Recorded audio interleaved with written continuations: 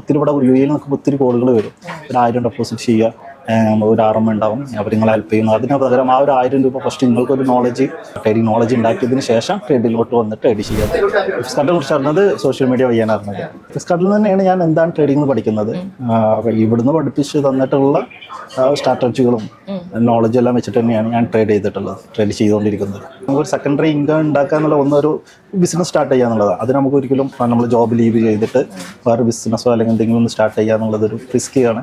അപ്പോൾ ട്രേഡിങ് ഒന്നും കൂടെ ബെറ്റർ ആയിരിക്കും. ട്രേഡിംഗ് അല്ലാതെ തന്നെ ഒരുപാട് കോഴ്സുകൾ എടുക്കുന്നത്. നമ്മൾ കോഴ്സ് എടുത്തു, നമുക്ക് ആ ഡ്യൂറേഷനിൽ നമ്മൾ കോഴ്സ് തരുന്നു, അതോടെ ഫിനിഷ് ചെയ്തു, ആ ഒരു റിലേഷൻ കഴിഞ്ഞു. പക്ഷേ ഫ്ലിപ്കാർട്ടിൽ നമ്മളൊരു കോഴ്സ് ചെയ്ത് കഴിഞ്ഞിട്ട് ഇപ്പോഴും നമ്മളൊരു സ്റ്റുഡൻറ്റിനെ പോലെ തന്നെ നമുക്ക് പുതിയ സ്ട്രക്ചറുകൾ, പുതിയ അപ്ഡേറ്റുകൾ ഇതെല്ലാം ഇപ്പോഴും കണ്ടിന്യൂസ് നമുക്ക് അപ്ഡേറ്റ് ചെയ്തുകൊണ്ടിരിക്കുന്നുണ്ട്. ഒത്തിരി ഇവിടെ യു എയിൽ നമുക്ക് ഒത്തിരി കോളുകൾ വരും.